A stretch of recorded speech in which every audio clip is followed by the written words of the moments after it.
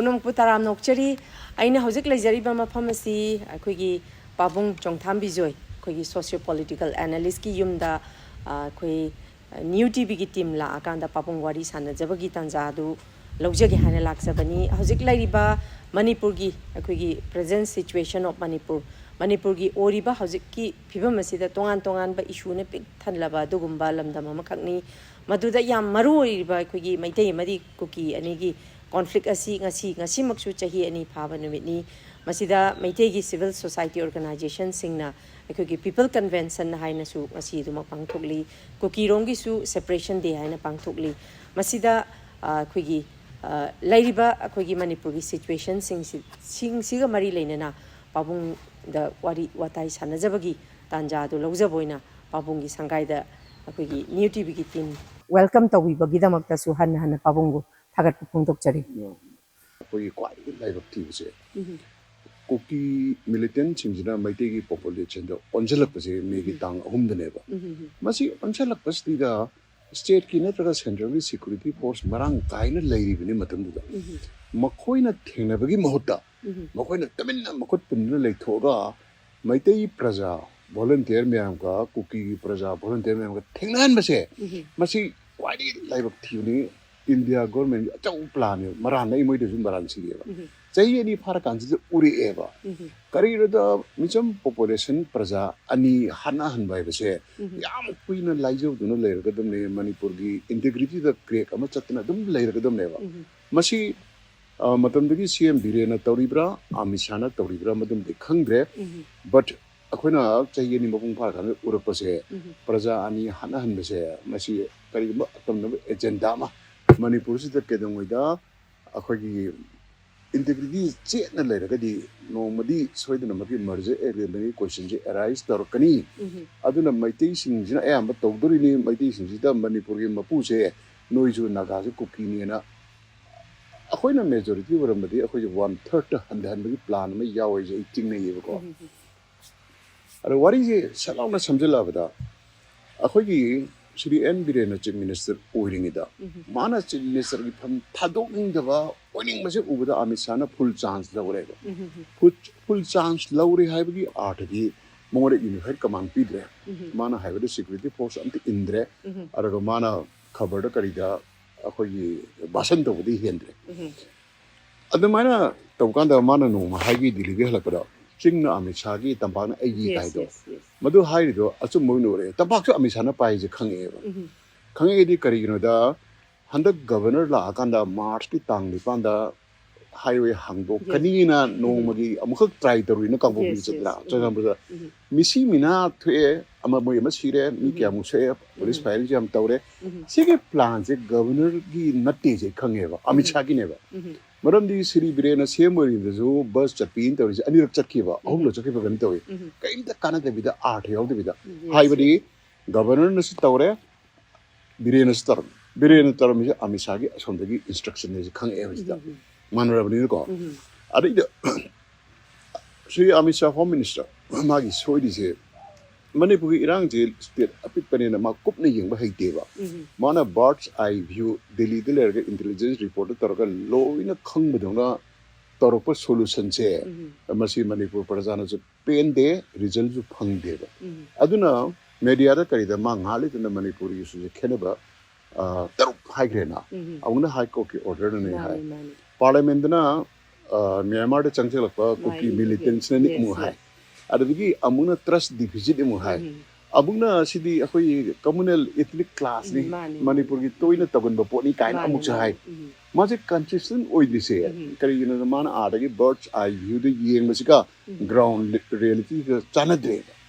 A white cookie, my take a kind of good tone of the Central Security Post carrying Yang Lady no hide now. See, Central Security Force India Tona Watanati. I'm not professional force never. When a year is Toina Prasama Sense, a Prasama Sense, Nakaish and Hana Lega, you know, Tamani Amisade charge, don't mean never. Similarly, I get fast forward chat long to Siri Brains, a man of proxy when a season ago, Mokoi, Adugum agenda. adagi Myanmar manungda makoi mai pak tarba geopolitics se masida makoi koki sin da yada ma leyeba karina kaladan project se malti kana se akoi sitwe hitangam da la lamina pukhala kadini sorry turena phogala aga kangphanda thangda jaga se paletwa hebelam je chin koki gi lam neba chin koki singsina Myanmar gi matlab ta lalhore Myanmar gi matlab ta lalhore ga makoi goodwill में जाओ प्रति India project से माई पा उधरेगा पा उधरेगा अदना जुन्ता ले भी सरकार जिना अपनी मौनुंग दे इंटरफेयर टॉक दबी दको जुन्ता का रिलेशन फना अदुंग हम दबो फना बसु टॉक दरे इंडिया ना जुन्ता की माया कुछ ngang उरे सब उरे एक्शन तोरे को अदुगा मिजोरम के चीफ मिनिस्टर अमदी मकोई राजसभा एमपी सीजन ना अदा दरे बेला लो पंचे नबो फना उरे तौरी पुनु मक्सदी हारी दो चीजें समझने के दोगे दा Myanmar manungda paletwa kuki jinta ba erakan chidida Myanmar ri khaido haning bagumba India na haiba yaba state ma same ge tobugumba ma try to riche si mai pa kani si chingnare yochite kari gi chingnare nu da Myanmar manungda hoji leiba player chi ya actively wari China le Russia le US opsele ko Bangladesh opsele ko dore asida India kakna mayam gi matong ja gi India ya one talak chida Western border of Pakistan is uncanny idina. The Paging by the China in India. I remember Makoi Pandamna. A sing the cookie, another teaching the Makila over. Not the yard, at a Manipuri insurgency, sold Toranena. Kanaguma, Billy, Kolenamana, Yam Line a Kalureva. Maru insurgents in the Myanmar, Chantilaga, Myanmar Dundar, Manaraga, Hena Lan, Hena Tonapare, Hena Kulai Pireko, Moi program, the Sea Madame to backfire Tawega. At the day, Siri Birin proxy when the Sinaga, Birin is wholly now, my pum Tadon the Batin, Mr. Ujani would say, was a Kando Kramisana, I did hiding a yarn, hiding Tohon Beneva. I did it Lisa Last time my cannabis lawyer Kanda. Ma resign to have a Kumamela the Saturday Lupore and Ottawa. Hekmaga Halaga man resigned to be timing say, February Tang Mapanje, Haitian a conmaneva. Within a conmanate, as already Torini. Carina the assembly say Tataru Canabia Deva consideration of a lay, 174 close one. Other than Maquina, February Tang Tarada. Assembly Koromego. Assembly cover itself Tataruk Hendo Obeneva. 181 days plus some days go. Tataruk Hendo Oga. Mana Tang Tara the Hendo Obani, Tang Mapangi Mamanda Kitan Chakalaga resigned the Ramadi constitutional crisis poem the Busia. Tang Mapan resigned Tore. Adagi, Chamit Patra Lakana, Limini, leader Kalini, Toxinary. Any toxinary is leader can be known the Kanya of whatever. No, I am decider, I governor the commentator of Magihaganda. Much the Unare, among the Unare Masana, me with the Muxim, we are winning Punina. Sigi leader Kanman was here. Nabanda was you as from the Sanavanga Caneva. Adagi, Makwena, Nimini Uner, Matunda, whom is with the governor, the Summit Patra Unabachapani. Sarpakanda, Governor de Magi Secretary Mam the Kore, already Manipur Piatramari, the competition to Delhi Paramebo. I did PRC already premeditated never Taurusena. Okay. Ado Nahan came among the Congress, the Central Parliament, Thamba PR and Dong Thamdabi. Nakoi Nanata is a career, the Prime Minister Modi in a Congress. Puyam Chayureva. Manipur PR drama through Thumni, the state to the Tiny Razes of the Mother, my Ngang. At the Manangang or Neman the PR Tumber, Palm Day, Adugo, my leader Kanmangam, the beginning of the leaders in the Taishalaga. Taishalaga Mana PR, Yada with Tambanina, Mazi Maralita was having a Prime Minister. I don't think animated suspension here.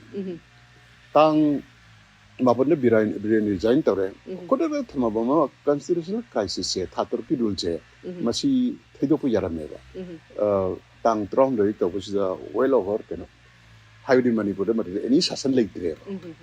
Any sassan, caretaker ministry, Tongan Bameko. Yes. Aduna Hujixi Makuna Palm, she Commentator Adugi Matunda, MLS Yan Daratuna Tambal, Chalenda, Pundana Cotton Termina. Pundana Cotton Tawganas as on the Pulandan higher. Adugi MLAs happen Kevin Punga and Taran. Where you poly the leader can get the Bugando. leader se khallaga ko asuk leire na governor da changjalur di center se yam phak ta doreba moni di PR se sang thamning bani na adu se tawba yaroi har ko dagi high bi MLA ngatani na tawgi tumin leire na tumin leibe dagi matam kuina power paidina leiba hainaba mission tanate MLA singse adagi assembly election naksalak baga loina na power paidina election thengnabagi akiba ma moideso yam chatina kiba panic reaction ma lakadi handak nauna mo MLA Commentator sure konhundoi sure akoi kontra su bangai ni hai Commentator na ta konhundoi sure haiba matam jida makoi si kuki MLA tara thargadi majority sure me leader na sini na governor da tholong changchen ge tawada opposite side gi te na mu kape Manipur de si kuki pulle di pura leba ki na bani na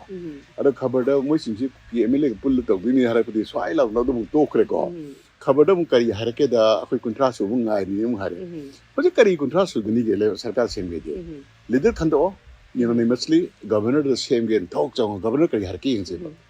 governor same the same la oi lakadir ba sarkar ji stable ore hare pu yai na dragana matang do ya dragana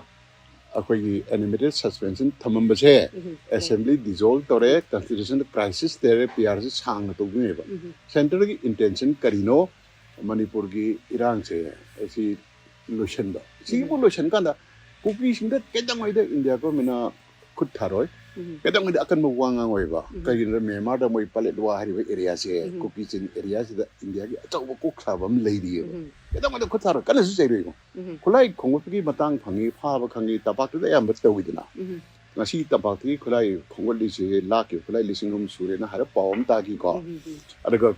kuki sing na pari ba display tar yo khulai me am si amita phaba o khara chare na tabe haibadi sophisticated oiba kuchau thade ba kuchau thade ba masidi yam chum mu mani BJP ni yam toina haiba India na Muslim yam appease the way do yes moi nam toi haini Congress da ra moi no chi kuki appease the way do moi policy mu gi kuki gi chi marai ba kam thi dine ha ko na ada samai to na hoji masik ngarang ju khabar da yawi akhoi gi honorable speaker Sri 𝗦𝗘𝗔 governor unagre kana mayam jina sarkar sem dore na lang 𝗦𝗘𝗔 na oirni adu no oirni adana oirni tawri asigi headlines tadi lakadori ba tang taraga humdui sida thahum president ruji pura phaga doini dana sigi mamangda kogi birengi MT oina leramba BJP MLA singsu nahan moi kunma thoi ka tane ba sign tawi do ado hojik moi loimak yasinare aduna athuba matamda tang taraga humdui sigi mamangda kogi popular government ama semlagani semba yana leire haidana yang okay semba yana leire haje bale agi thajaba matum chongsem semlo heba kargil Amit Shah na bireni through the Manipur chalai ram the phelo re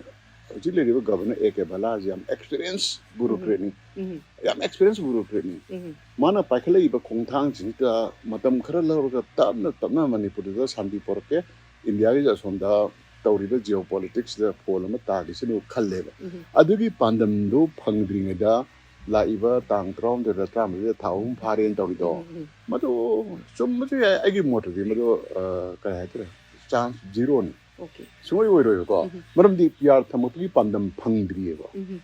Siya Hojik Leriva for MLA Manja in a Mokoibu, Sita with an high in a tea. Koki Lala was in Luxembourg, whatever Martin talk about leaders say to don't Udri go. Adaga City Birengitu, Yam Pakalam, they say my Matung and Bermantri or MLA Karelina, Moiloi Chielaga Matunda Tahogadra. And Adu Makarazamani, Adai Maduri speculation, it Taura. Ada masih megi tang hunje, masih koki sing nasu kari nomoi separation. Makoi separate, makoi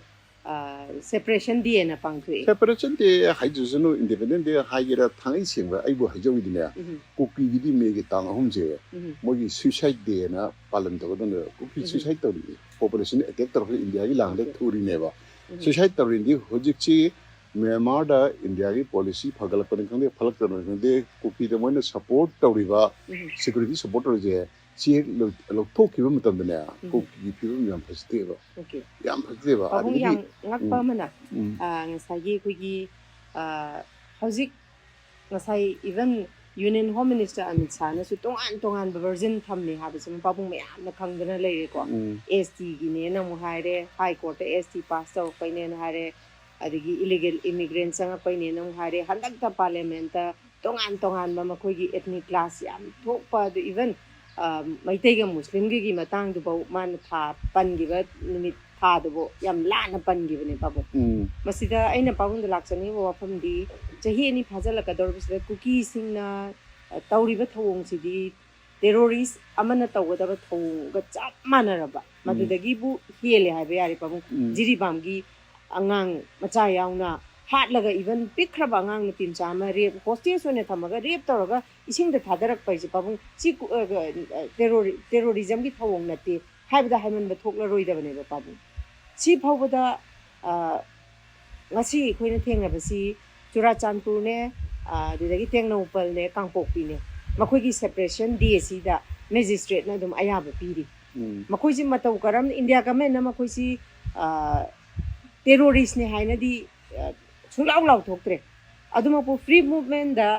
makhoi na taliba da BC kaida ngai da piroi hadana Amit Shah na di thamli ba pabu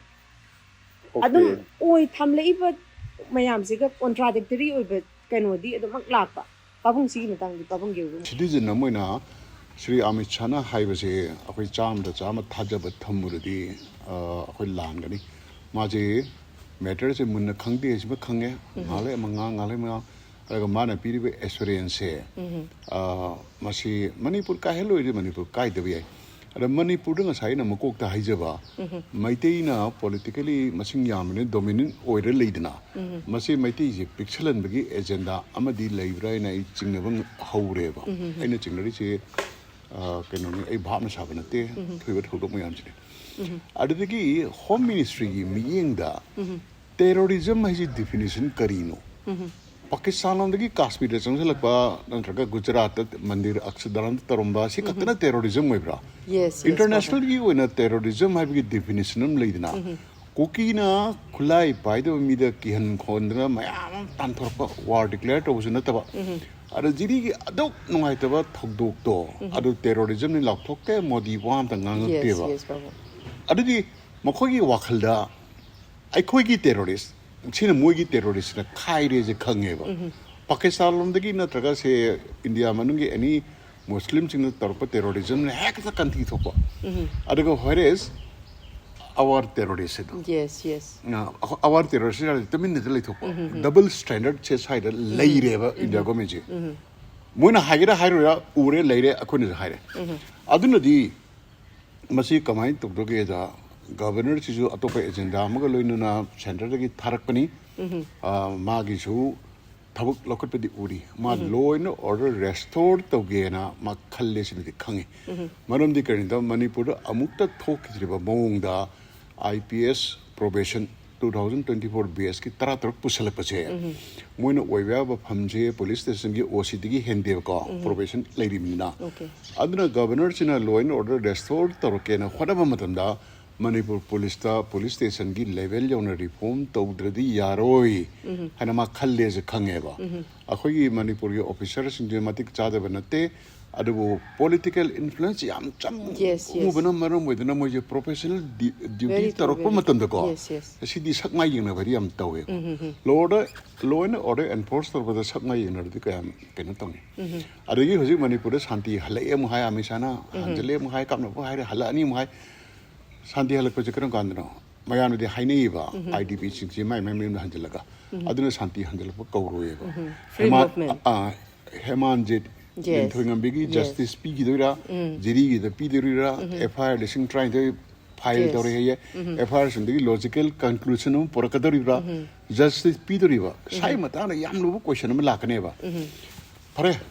Say Amani Hora Matundaka, so some of the Mati Lapia, Cook and the Salo Campo with Pavia had us in it. I didn't cookies you impal Belly the Makoi let them visit Kundara again, Harry Matamam Lacaneva. I did the Matis accept the Budra. Yes. I did the Kariana with Kunduri. See, a is here in the Tayarita with them never. Maram the international law Matungina war declared to the attack of here, war criminal singing. Okay. Adu Matuta Japan Pearl Harvard 1941 40 kino ada bombing tawridina war declared tawdrinida adugi damakta wall gi tekak kudima moi war criminal prime minister tojo yono phasi tor hatkeba se international law neba okay koki gi militant singchina maiti population khulai paida basingida mai thadra kodra ki hendana talak pase undeclared war makhalam neba se moi war crime commit to chingeba ai khoi ga moi ga manana amisana haiba matam da so maitei ga koki ga sampudai ani da haiba akhoi moi ga manade wani ai khoi ne yelhomini kingdom ma palamini lanje moi na hobani declare to na ko aduga prime minister kangde amisa kangde akhoi koki ga maitei ga wari sana le wari sana badi kai de ba ko adum ni diwara manaba level thamjilak pache akhoi si indigenous na intro moi ji refugee ni bangladesh changak pache amisa prime minister magna haidi ne ba Kashmir ki pandit mayam duga Pakistani changlo mayam duga manana wari sanbar ne mani babu why a different standard here sigi views he akhoi CSO mayam laurga akhoi kuki ga manana yenganu wa je masi yam kana hage tamne amisa je ino molo wa yadre haiba art di center de kanyunda border de free movement regime lok to e khalaga asana gul parnasi yaru nimini changung tham nimitari ni lebi abaga amuk tham jalle ari mai free movement regime je highway da tang ni panda hangani taro mai thi gibdo adudi mai ji kari bolage da mai free movement regime ji highway de lok thopo ero meba demi num lai thokri ji mani babu ara lamji da maduna sok economy da socialism na hoji mi ngodi mo phora mani lupa changa na ka thing ka kan de weraktre mani chuni babu to kam social ke de mai ti khang badi kan mani khang ni khang bi ya da state ma la kan ba aro amisa ngatu da tainor central government magi ba home ministry polop lai di ba national security advisor mayam leri ko mogi wakhanda Myanmar gi sina hen lumnu loba magi own citizen kingdom ma palga le rami ba Manipur se masi to masdi to makhona yam sok thawa ma to bisi de condemn to loina na am dang te chin ja hoge Manipur da community mayam le rami singo ningthogi matam da karim ta nungsin da taramte 93 da mai te ga pangan ma hana hala ko adagi ani suda mo maite ga naga ga hana hange ta hale hana hugre ko naga ga koki ga mo hana hale khamang ngam khamdri ni ko adagi hoji sum nona tangkhul ga koki ga mo yu mai tha na ko tong na ina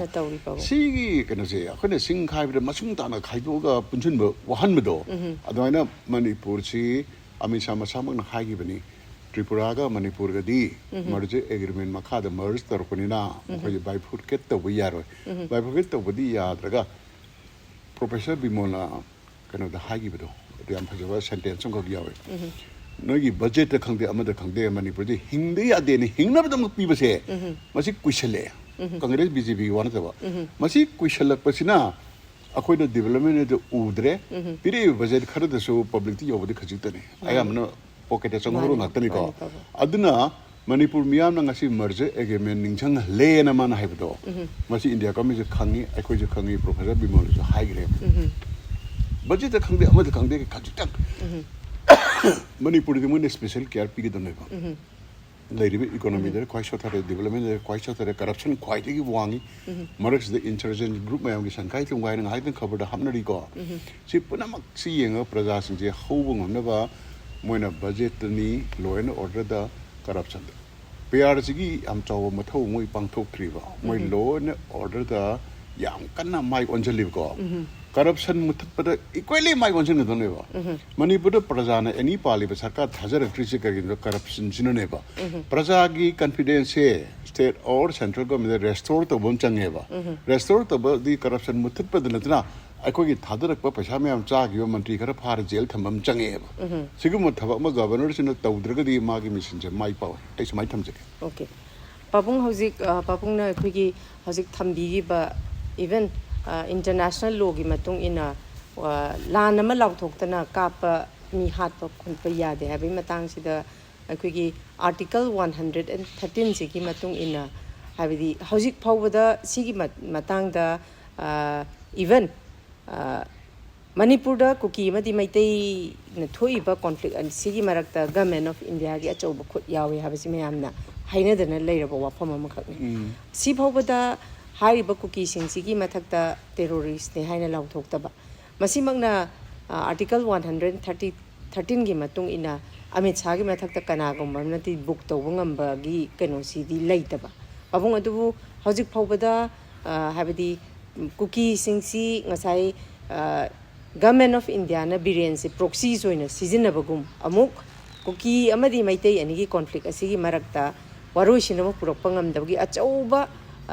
factor si cookie singsi proxy soina season na duna habidi direct India na Manipur da landa badi yadabanina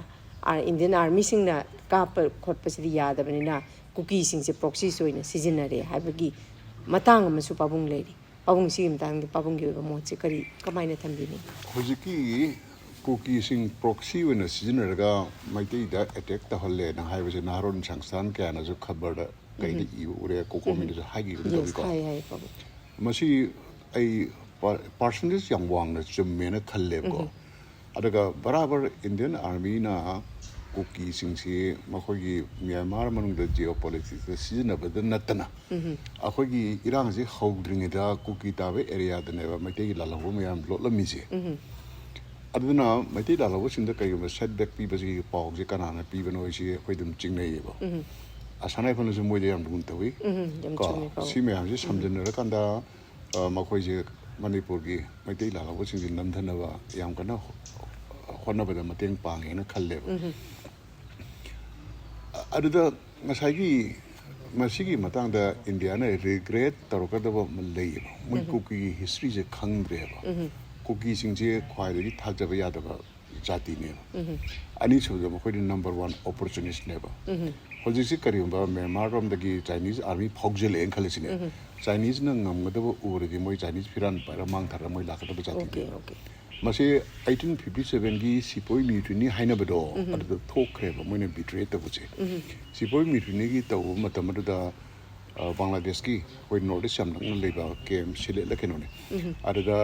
hoi India gi freedom fighter mayam gi kem lebe jida makhoi chu yauge na change get hanale adu ga London manung jida moine ahing da freedom fighter me loi hatoga moi khulai do British moi loi pithoki adu gi long ta British makhoi je khulai pa halaga Manipur chu mutiny Europe ya era Manipur ko be khunda han gipche si British ki plan e adu gi 1819 water the kendra je betray to riche si ju cookie sa san thogi ning tho tonghu mana betray to ne adu ga sinara chakani ching ga imphala hala imphala mu phabani na thodok ani da moi je sigumba achau to betrayal gi instance lei gram ni ne masi India government kup na khangdri ye hoi adagi pabung handa ki Kashmir ki Pahalgam da thokiba mioi kuntaruk lagi da hoi adui matung da mioi ani mukasu tharaga kunipala kai no madi sugra bani pabung masida kari haini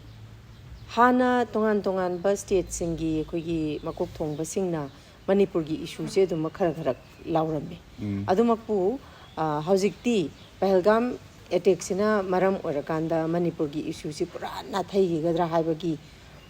akiba apprehension si even IDP sing na po masigi mayok ta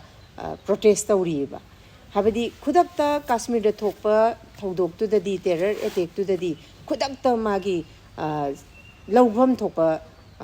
step sung loimak lauri duga Manipur da chahi ani he susal aba mioi lising humpu he na IDP soina leiraba mioi chani ge yang khai he na sikraba mioi kunthra he na asi bhaksang bo phangdana leiriba siumba mafam sidadi ngasi phawba akhugi Prime Minister Narendra Modi na karigumba wahai ama hairakta base handaki Kashmir gi Pahalgam attack sina maram oirakanda babung amuk hena divert tawgi gadra haibase sigi achauba chingnaba masu lei pabung kai thambini modu diversion ngaki tawi ai diversion tarje media nane media na tawni Canada Pakistan involved over terrorist attack India Pakistan akhoi war tanobagi war cloud ma la pase India gi yam sibam lei Canada war la ka dori hai opposition kari ka lo na government support tawe okay India da yang whatever Muslim sinong yam lady jibokta moi work for amendment bill gi irang horum pen da me am do war ꯇꯧꯅꯔꯛꯄꯒꯤ ꯃꯑꯣꯡ ꯂꯩꯔꯗꯤ ꯑꯩꯈꯣꯏꯒꯤ ꯏꯟꯗꯤꯌꯥꯒꯤ ꯃꯨꯁꯂꯤꯝ ꯑꯁꯣꯝꯗ ꯂꯩꯕꯁꯤꯡꯅ video ꯊꯥꯒꯠꯂꯒ ꯎꯏꯌꯦꯕ ꯑꯩꯈꯣꯏ ꯃꯨꯁꯂꯤꯝ army ꯉꯥꯛꯇ ꯄꯥꯀꯤꯁꯇꯥꯟ ꯊꯥꯖꯤꯜꯂꯣ ꯑꯩꯈꯣꯏ ꯄꯥꯀꯤꯁꯇꯥꯟ ꯂꯣꯏꯁꯤꯟꯒꯦ ꯀꯥ ꯍꯥꯏꯔꯛꯑꯦꯕꯀꯣ ꯃꯆꯤꯟꯅꯤ ꯈꯪꯗꯦ ꯀꯩꯅꯣꯅꯤ ꯈꯪꯗꯦ ꯑꯗꯨ ꯈꯛꯇꯪ ꯍꯥꯏꯔꯛꯄꯗ ꯅꯨꯡꯉꯥꯏꯌꯦꯕ ꯍꯧꯖꯤꯛ ꯃꯅꯤꯄꯨꯔꯗꯁꯨ ꯑꯩꯈꯣꯏꯒꯤ ꯋꯥꯛꯐ ꯕꯣꯔꯗꯀꯤ ꯀꯔꯤ ꯑꯦꯃꯦꯟꯃꯦꯟ ꯕꯤꯜꯒꯤ ꯃꯇꯥꯡꯗ ꯂꯥꯡꯉꯝꯕꯗꯣ ꯋꯥꯔ ꯇꯧꯔꯛꯄꯒꯤ ꯀꯩꯅꯣꯗ ꯉꯥꯛ ꯇꯨꯃꯤꯟ ꯂꯩꯗꯅ ꯇꯨꯃꯤꯟꯅꯗꯤ ꯂꯩꯔꯒ ꯑꯩꯈꯣꯏꯒꯤ ꯃꯗꯨꯒꯤ ꯏꯁꯨꯗ ꯁꯤꯕꯗꯤ ꯅꯠꯇ꯭ꯔꯤꯑꯕ ꯁꯨꯄ꯭ꯔꯤꯝ ꯀꯣꯔꯠꯇ ꯀꯩꯗꯁꯨ ꯂꯩꯔꯤ ꯑꯗꯨꯃꯥꯏꯅ ꯇꯧꯗꯅ ꯃꯅꯤꯄꯨꯔꯒꯤꯁꯦ ꯑꯩꯈꯣꯏꯒꯤ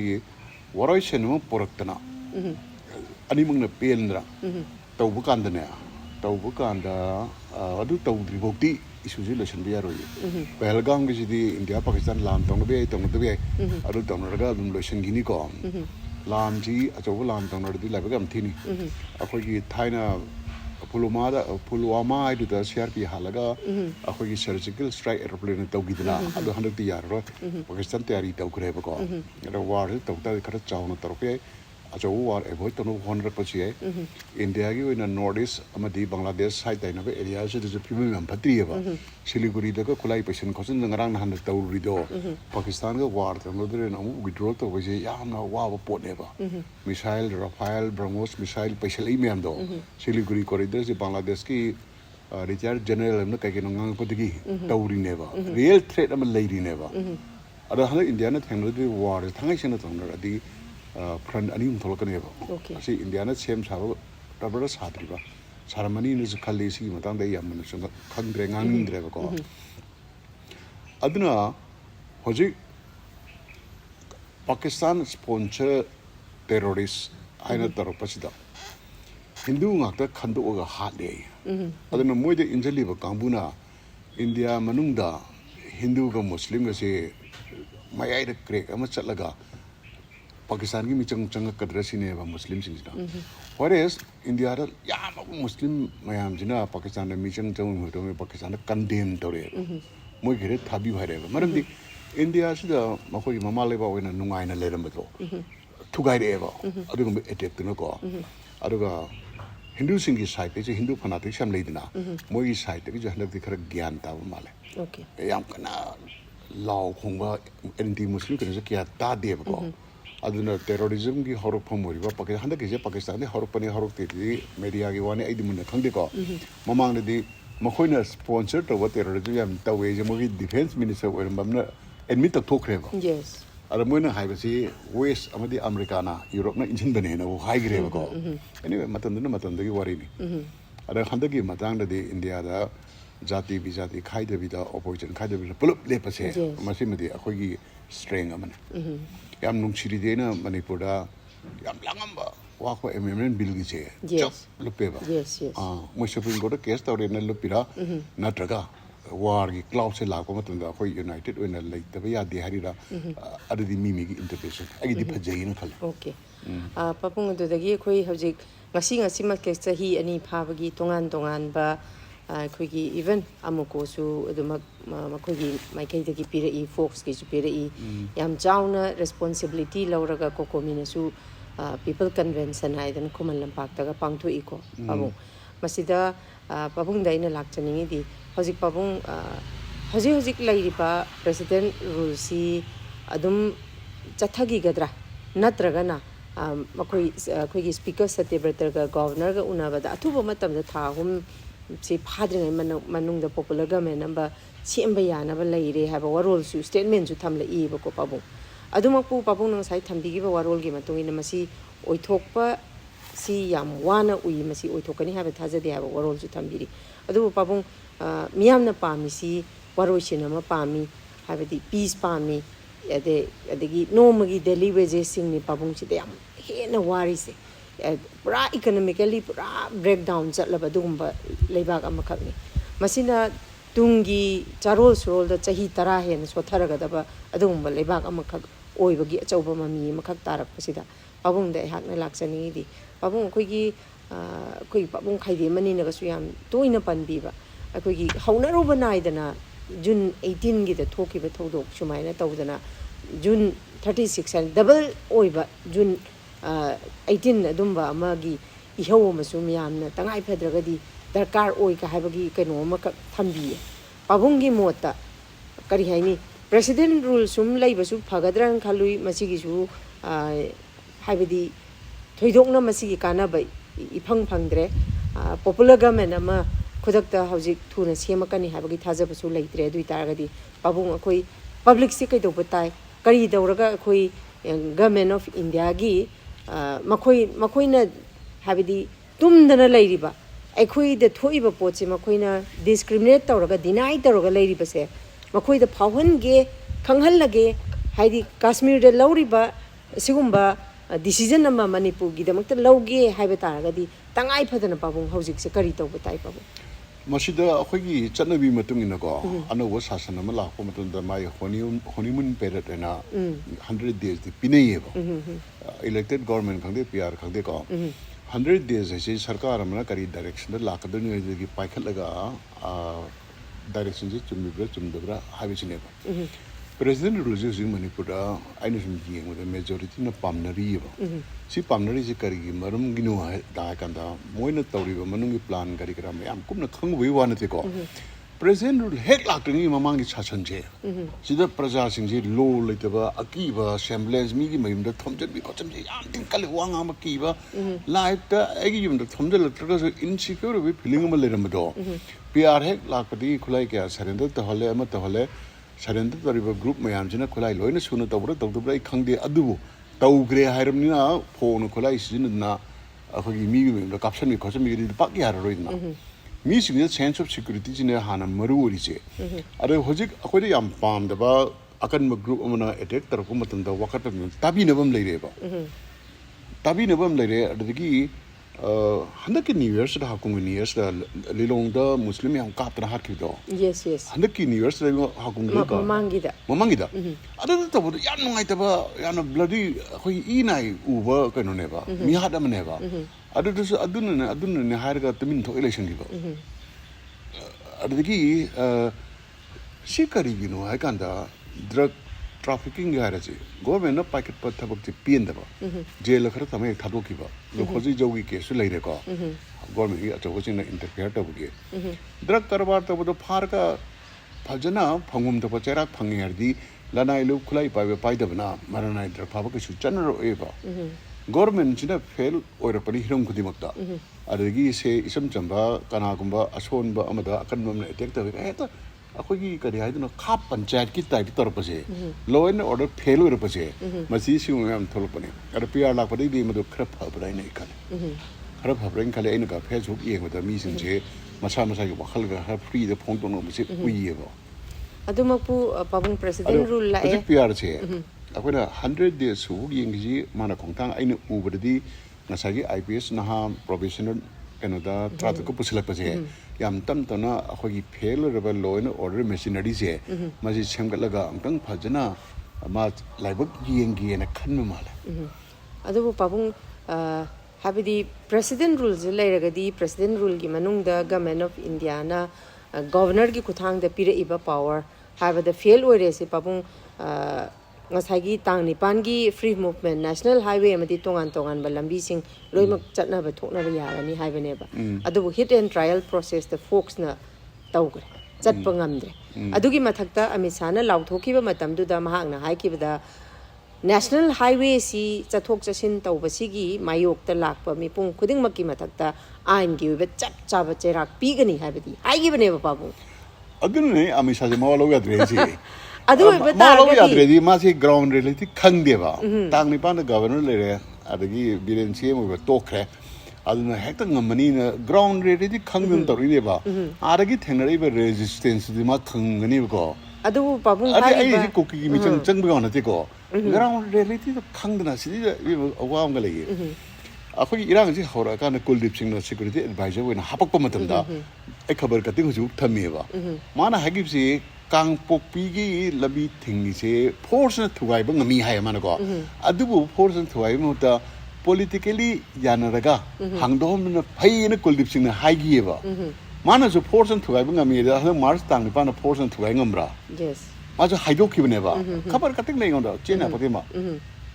adu mana hai raga asai kang pokpi si ke no ni settle tribe ki AC na ti general ni general akhoi reserve chit te ba che asi khak ji valley gi manung challine ba 아시복다 아시 한국은 남도 것이 force 크라시는거니 디플로마시 크라시니 psychology 크라시는니까 아시 한국은 남도 것이 아이디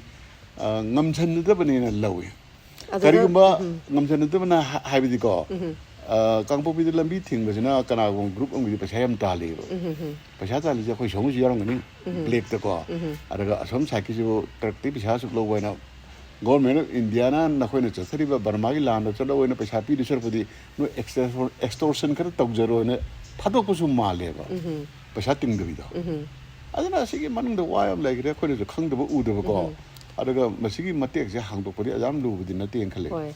adada papung khoi gi handaki governor Ajay Kumar Balasi even Kashmir gi choba issue da mahaksi hero ne na hairi bane article 370 gi matang da Manipur da lak da zero ole hairi bane wabung masi da lak chani wa wafam di haibadi even president rule ma lak pa matam da akoina angang ori ngai matam da president rule la ani hadi yang akiba phauna re me mingon da apprehension le rami adu handaki thodok sigi matang da di president rule lak pa na bu phare da na khanara me ba pu adu pu President rule la aba matung da khulai pikhalak pagi ultimatum tha ba matam aduga national highway movement chi free movement laini highway matang si da su directly makhoi adum chalhal loi chat pa ya roi adu da natana khulai pikhat loi ha je pikhatte sam makhoi khulai si phagat pa matam da babung makhoi na season nagi ba sophisticated weapon sing amata phagat pa ude masina takpadi amuk mayam na khali basi president rule itself sisu adumak BJP ki Amit Shah ki president rule oirabra governor Ajay Kumar Balasi Kashmir da yamna hero oijaraga su Manipur da di magi remote control sisu adumak Amit Shah na paibagi mami remote control gi nase da governor sasana se central rule ne ba Amit Shah gi rule ne ba Kashmir ga Manipur ga kyam khene da mazu ji khanga bane ba ko yam think khene Kashmir ki history ga Manipur history ga yam phak lai ne ba Kashmir tarko Islamic terrorist sing di moi chimpha pure ba araga Manipur la kana Manipur pul level lang mayam che masida mase mako ngoro gane ba ethnic history classes culture Manipur se kanuna prime minister Modi na Rajya Sabha ngang gi da sabaina hagi bai chap tai man ba khut yaw na Manipur itna swata pradesh hai masida congress na PR tara mathirak thamgi hai ba itna swata Swata is the Laurel Linazi. Sina Modi international image cam sui, India the cam sui, BJP cam sui, Hozik Pahalgam ki terrorist at the Timon the power for the Manipuri Atani, Parliament Manipuri, Wang Atani, Modi Amadi Amisha Chaibum, Angapong the Chaibum Ladina. Adamasi. Me magi khongbi da yam kan na ba da hangsang bonam chi dar pedo adigi ta neglect taw ho ni khara budget ta chu khangdi neglect taw ho du kan noi khangani Manipur ji kamai taw do Manipur da loksan na hona ba da chaw British empire officer ma mang ka kri ne ba Manipur gi sathi ba chi ado mi ha to yaning manate ko British na masidi tihan da ya roina achaw force hum thajal tawri ne ba ada mo hoina sigum Manipur mirai ru re ba akhoi khoibin thong hum macha mo in ur bu do masidi lak pa problem di kai no khang de ba do kuki sing ju ngai na suicide day ni hai ri se kar gina da mai dei punam ki wakhal da hojik se lan loi re na logdri ba logde pendri ba ko khut thong no ngi ba moi na ngam sa no do nga ki awa thana ban in lawe nongmai phanam challenge to ra ko nongmai di mai ti samau ka kai nim pula ka ne ba aduna ma si lan jin nakhai im seng na dana ai lan injan be wana te ko seran turan chakini nakhai ma seng na dri ge di ne ai nga me ma nga me da khang la dri ge di santi lai hai bi ra mani babu papung lo shala samna do ji ki jiri gi nupi ahum anga hu ha ki ba do ena ena case ba kale hai adu ko pha dana pasi ga tor ba ahoi lan dang no khare inter ka ne ba pasi to bu ya ba case ne ba next Hemanjit ka luwang biga ani phagi bagi moi gi phone phange moi body su kari gi phang mani babu body phang body kai le moi khang mani kari puthok tri no aina hangi di ko ki si moi yeng na ba je phang ga thong cha thui ka hai ba public te haidon ning da tori bra saru ma je no phang lu na yes si ma dang ja mysterious we da mai ti su adum matamgi matungna kokthi eba khoje moi body kari phangdri kari ang no pam cham ni Anthony ga yes kari am da maming kari kawre kui mandana khoi bong maming kau sa lai chini pa bo bijang mang ri di ngarang na han da mu case na ngang am governor adu ju governor matum thagi dai ne asu phangalani na reward su lau thoki bani la tara mana tadi kasu to phangalani na har phangdu no ala reward lau thokne ba mane escape du thirak pane ba adu governor su ai hai ni Home Ministry da sang wara me Kashmir ki problem dare Manipur la bas da magi service da ana upa subject wa hapchalam gani khale amu phok thengna raktri ba ma papung adu haidi yam nungai jai papung su tongan ba warol mayam am thambiri adu loisalak pada papung haidi akoi ngasi maksu tongan ba civil society organization na habidi khogi lairi ba representative sina thaugadaba maya se thaudrabani na habidi dum ji na leirabani na ji da dum leirabani na even nakalamarom da khogi makhoina lingjen manaraba babung akhogi popular government ama semba da bi wa tokraga manipur da akhogi leiriba sigi tangdu leita ba ma pubiyu haidana akhoi kun trying to leire leader chini ko wasal orgena prime minister da kari ya lo dino home minister kari governor de kok chango governor da tawgadabani ba akhoi wasal orge akoi si governor kari hairke do हर कोई आवे अब लई मराठे पर सरकार ले हर कोई आई न रगा constitutional crisis ले असेंबली डिसॉल्व तर पवा सरकार दि सेमल ओए बा मोइ थबक लोइ दिरि बा सेमल ले जरे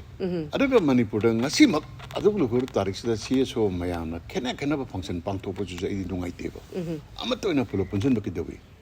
hari ba CSO singjina akoi MLA sing punjun na de na chairi ba moi masin punjun na ba ki dewi what interest of Manipur Antang punjunaba kena mayam dictation raga phare kena bagai le jagra so manaba sikakta akhoi punjulasi adu ngamdaba moina keno da MLA minister khakda taina ba so ai mogi moral right khara wa lengal babung si ki marak MLA amadi khoi ki lairiba society sigi grievances sing sigi damak ta thogla iba khoi civil society organization ju hoi haidi ideology di chap mane hari ko pabung makoi gi goal chap mane tongan na leijabane haba warol bangti thamli adumakpu pabung sigi situation sida sigi phibam sida aikoi miyam sing sina tawgada base kari tawduino habasi chapchana khangdrabane ba pabung kanada akoi gi voice public ki voice ishor gi voice ne haba chap manari bane adu public ki voice kanana represent tawraga kanana tabiga doino habasi masu babung chamam na dana leire babung loisala pada sisu amtang tentang masi kaino ne akhoi gi world gi revolution togiba achauwa ningdam lan togiba lebak sing gi chum yeng ur gane even Sri Lanka ra thokiba Tamil Nam gi mati ama sum yeng ur ga ko hor ko matam na soina machoi to jam tawe okay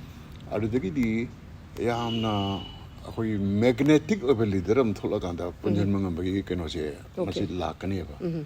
Manipur hoje photo lari ba film jida punamapu attract tawangamba leaders tholk triba aro matungi na situation gi matungi na adu tholakan khali hari singse anobo mi mapung to la ga dabna te hoji lari ba CSO mayam gi leader adagi lalu marak gi leader lari na ana icham mi ngam gi sine akhoi je punmangamba masagi punmangamba jida magi tongan ba gunnu change ba number 1 sacrifice to bunga ngudaba masagi interest thadu bunga ngudaba apa ma thadu ka daba haji achu ba to mali ram tholge ne ko mangon da karor tara pi ra salo ma mai lege du apa mai do apa ma ji theng na bunga ngudaba marna apa ma je masi theng na bunga ngudaba lidaram thol ko lena na gyan le ko patience le ba humble ya moi ba humility okay tekala thol ko leader do do wait ro ego no mang thara tholo do yana humility is seen all attractive way okay Cuban revolution da so Fidel Castro ko tholo tring da sigu machoi to rame Vietnam da so Ho Chi Minh hari che masi la tring mai group ka am rum rame Sri Lanka da so la lo lup che Tamil sing tare mul rame Tamil tiger na loina subchan kheba Prabhakaran ji ki magi personality se moi mai budi pak kidre ko magi personality na maram boidna mananga mani ne akogi leader ji le re okay akhoi event che dharma ki line da ga Jesus Christ ꯊꯣꯛꯂꯛꯇ꯭ꯔꯤꯉꯩꯗ saviour ꯑꯃ ꯂꯥꯛꯑꯅꯤ ꯑꯩꯈꯣꯏ ꯃꯌꯥꯝ ꯂꯥꯏꯃꯤꯡ ꯂꯧꯁꯦꯅ ꯇꯧꯋꯤꯗꯅ ꯑꯗꯨꯒꯤ ꯑꯩꯈꯣꯏꯒꯤ ꯁꯦꯚꯤꯌꯔꯁꯤꯗ ꯂꯥꯛꯑꯦ ꯑꯗꯣ ꯑꯗꯨꯒꯨꯝꯕ ꯐꯦꯅꯣꯃꯦꯅꯥ ꯑꯃ ꯃꯅꯤꯄꯨꯔꯗ ꯙꯔꯃꯒꯤ ꯅꯠꯇꯕꯤꯗ ꯄꯣꯂꯤꯇꯤꯀꯦꯜ ꯂꯤꯗꯔ ꯑꯃ ꯊꯣꯛꯂꯛꯀꯅꯤ ꯍꯧꯖꯤꯛ ꯐꯥꯎꯕꯗꯤ ꯑꯩ ꯎꯗ꯭ꯔꯤ ꯑꯣꯀꯦ ꯊꯦꯡꯛ ꯌꯨ ꯚꯦꯔꯤ ꯃꯆ ꯄꯥꯕꯨꯡ ꯌꯥꯝ ꯅꯨꯡꯉꯥꯏꯖꯩ ꯍꯧꯖꯤꯛ ꯂꯩꯔꯤꯕ ꯃꯅꯤꯄꯨꯔꯒꯤ ꯑꯩꯈꯣꯏꯒꯤ ꯄ꯭ꯔꯦꯖꯦꯟ ꯀ꯭ꯔꯥꯏꯁꯤꯁ ꯄ꯭ꯔꯦꯖꯦꯟ ꯁꯤꯆꯨꯋꯦꯁꯟ ꯏꯟ ꯃꯅꯤꯄꯨꯔꯁꯤꯗ ꯌꯥꯝ ꯌꯥꯝꯈ꯭ꯔꯦ ꯄꯥꯕꯨꯡ ꯗꯤꯂꯤꯃꯤꯇꯦꯁꯟ ꯂꯥꯛꯀꯗꯕꯒꯤ ꯑꯗꯒꯤ NRC ꯇꯧ ꯍꯥꯏꯕꯒꯤ ꯑꯗꯒꯤ ꯁꯦꯟꯁꯁꯇ ꯁꯣꯏꯔꯝꯕꯒꯤ ꯏꯁꯨꯁꯦ ꯄꯥꯕꯨꯡ ꯑꯗꯨꯛꯀꯤ ꯃꯇꯤꯛ ꯌꯥꯝꯈ꯭ꯔꯦ ꯑꯗꯨꯃꯛꯄꯨ ꯍꯧꯖꯤꯛ ꯂꯩꯔꯤꯕ ꯑꯩꯈꯣꯏꯒꯤ ꯍꯧꯖꯤꯛ ꯂꯣꯏꯁꯤꯟꯕ ꯉꯝꯗ꯭ꯔꯤꯕ ꯁꯤꯒꯨꯝꯂꯕ ꯑꯩꯈꯣꯏꯒꯤ ꯃꯩꯇꯩ ꯑꯃꯗꯤ ꯀꯨꯀꯤꯒꯤ ꯀꯣꯟꯐ꯭ꯂꯤꯛ ꯑꯁꯤꯗ ꯁꯤꯒꯤ ꯇꯣꯉꯥꯟꯕ ꯑꯦꯡꯒꯜꯗꯒꯤ ꯌꯦꯡꯉꯒ ꯄꯥꯕꯨꯡꯒꯤ ꯑꯣꯏꯕ ꯃꯣꯠ ꯊꯝꯕꯤꯕꯒꯤꯗꯃꯛꯇ ꯅ꯭ꯌꯨ ꯇꯤꯚꯤꯒꯤ ꯃꯥꯏꯀꯩꯗꯒꯤ ꯄꯥꯕꯨꯡꯕꯨ ꯍꯟꯅ ꯊꯥꯒꯠꯄ ꯐꯣꯡꯗꯣꯛꯆꯔꯤ ꯇꯨꯡ ꯀꯨꯏꯅ ꯄꯥꯕꯨꯡ ꯃꯤꯌꯥꯝꯗ ꯑꯩꯈꯣꯏꯒꯤ ꯄꯥꯕꯨꯡꯒꯤ ꯌꯥꯝꯅ ꯃꯔꯨ ꯂꯩ ꯍꯥꯏꯕꯗꯤ ꯌꯥꯝ ꯏꯝꯄꯣꯔꯇꯦꯟꯁ ꯑꯣꯏꯕ ꯋꯥꯍꯩ ꯀꯌꯥ ꯑꯃ ꯃꯇꯝ ꯁꯥꯡꯅ ꯃꯤꯌꯥꯝꯗ ꯄꯥꯕꯨꯡ ꯄꯤꯕ ꯉꯝꯕ ꯑꯣꯏꯕꯤꯀꯣ ꯑꯅꯥ ꯑꯌꯦꯛ ꯌꯥꯎꯗꯅ ꯄꯨꯟꯁꯤ ꯅꯨꯡꯁꯥꯡꯕ ꯑꯣꯏꯕꯤꯌꯨ ꯍꯥꯏꯕ ꯋꯥꯔꯣꯜꯁꯤ ꯂꯣꯏꯁꯤꯟꯖꯒꯦ ꯑꯩ ꯃꯌꯥꯝ ꯈꯨꯔꯨꯝꯖꯔꯤ ꯑꯣꯀꯦ